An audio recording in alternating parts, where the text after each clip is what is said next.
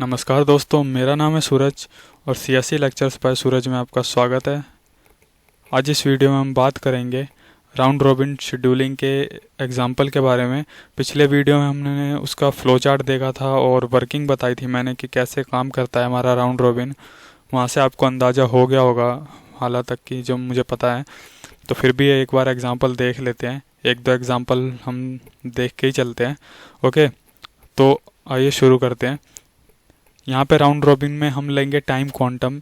ठीक है, time quantum आपको पहले ही बता दिया था मैंने क्या होता है कि एक प्रोसेस कितने टाइम पीरियड के लिए सीपीयू में रहेगा।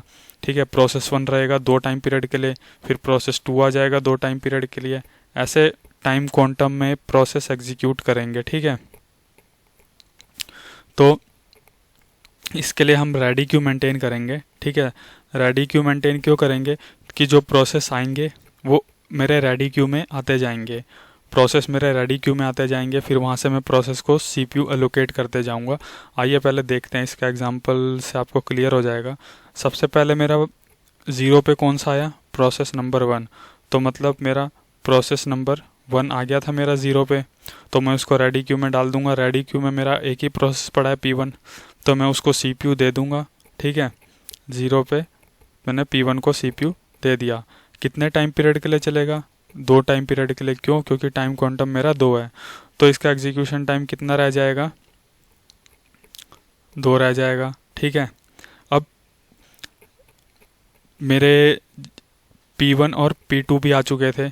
सॉरी, अराइवल टाइम 2 तक मेरे ये P2 और P3 भी आ चुके थे। ठीक है, P2 एंड P3 भी आ चुके थे, तो मैं उन दोनों को भी रेडी क्यू में कर दूंगा। P2 एंड P3 भी रेडी क्यू में आ चुके थे, एंड P1 ने अभी अपनी एग्जीक्यूशन कंप्लीट नहीं करी थी। ठीक है, P1 ने अभी अपनी एग्जीक्यूशन कंप्लीट नहीं करी थी, उसका 2 टाइम पीरियड रह रहा था एग्जीक्यूशन करने के लिए, तो मैं P1 को भी रेडी क्यू में डाल दूंगा एग्जीक्यूशन करने के लिए। ठीक है, क्योंकि उसका 2 टाइम पीरियड रह रहा था। तो अब P1 हो गया मेरा। अब मैं P2 को यहाँ से सिलेक्ट करूँगा। P2 अगला मेरा रेडी क्यू में कौन है, P2 है, तो मैं P2 को सिलेक्ट करूँगा यहाँ से।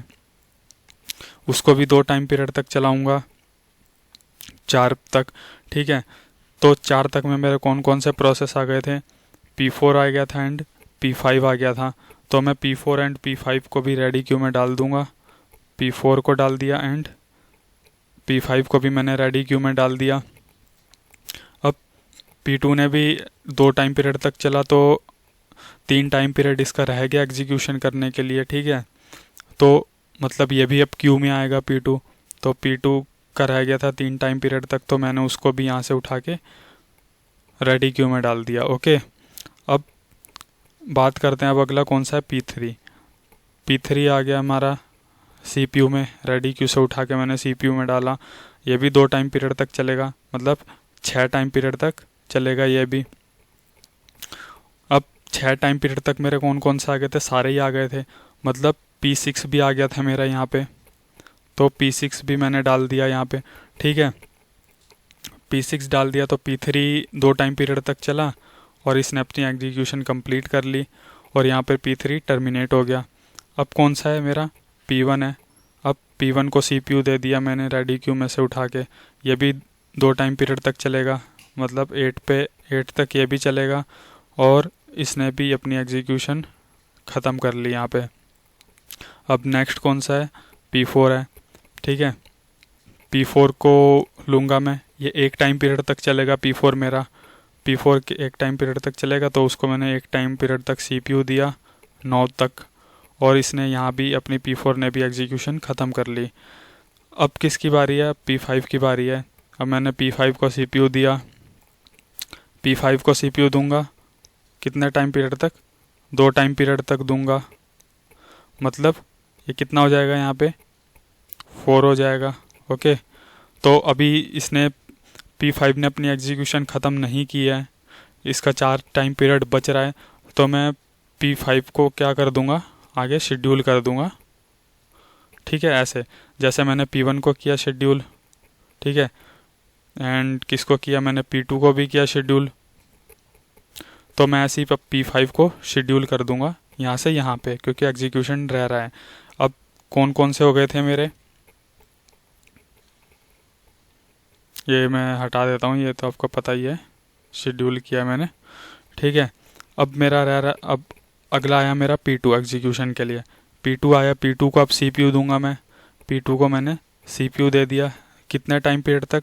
2 टाइम पीरियड तक दूंगा, मतलब 13 तक चलेगा। और यहाँ पे इसका एग्जीक्यूशन रह जाएगा 1।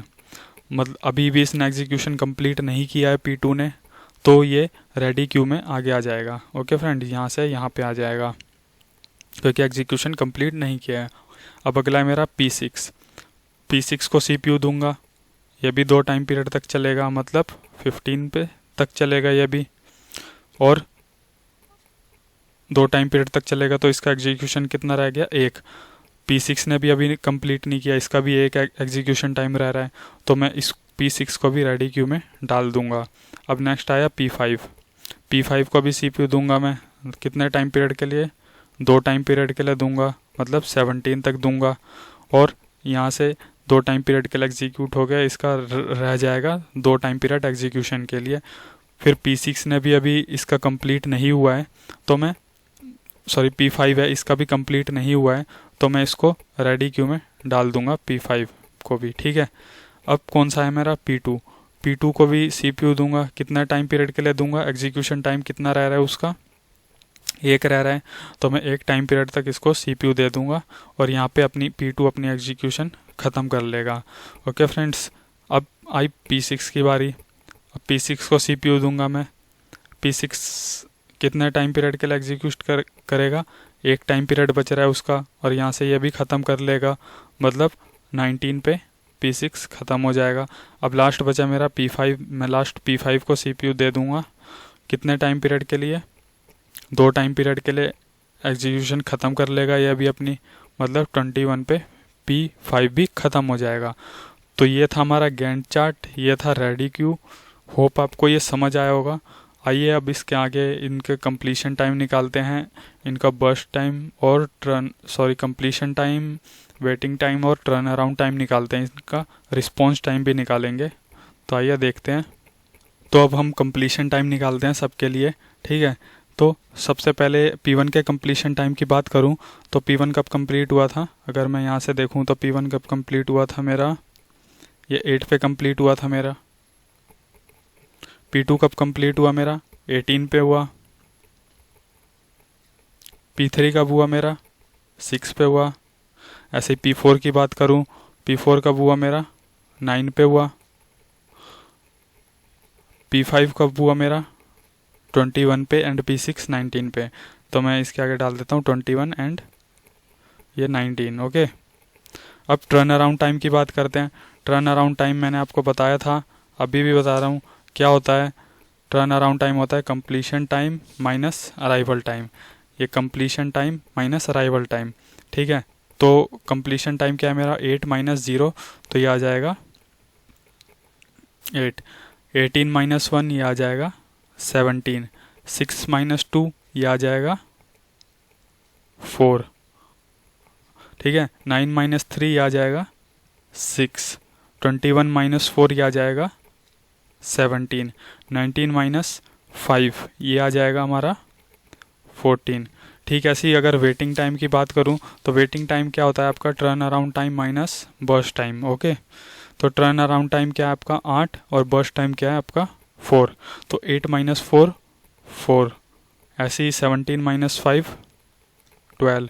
4 minus 3, 1 minute, turn around time minus burst time, या आई थिंक 2 है। हाँ हाँ हाँ, 2 है। एक ही बार में एग्जीक्यूट हो गया ना, क्योंकि ये तो 4 माइनस 2, 2। 6 माइनस 1, 5। ठीक है, 17 माइनस 6, 11। 14 माइनस 3, ये भी 11। अगर अब मैं रिस्पॉन्स टाइम की बात करूं तो रिस्पॉन्स टाइम क्या होता है? मैं यहाँ पे लिख देता हूँ रिस्पॉन्स टाइम क्या होता है, नीचे लिख देता हूँ। ठीक है, क्योंकि ऊपर जगह नहीं दिख रही मेरे को। रिस्पॉन्स टाइम क्या होता है आपका? फर्स्ट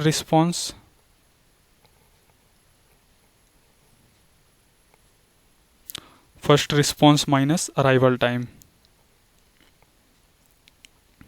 मतलब CPU को पहला रिस्पॉन्स कब मिला माइनस अराइवल टाइम।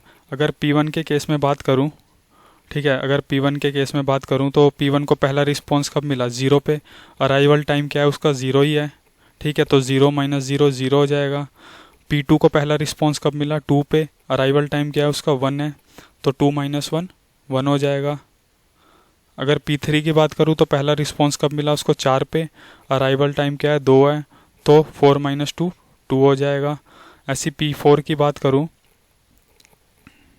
हाँ P4 की बात करूं तो उसको पहला रिस्पॉन्स कब मिला 8 पे।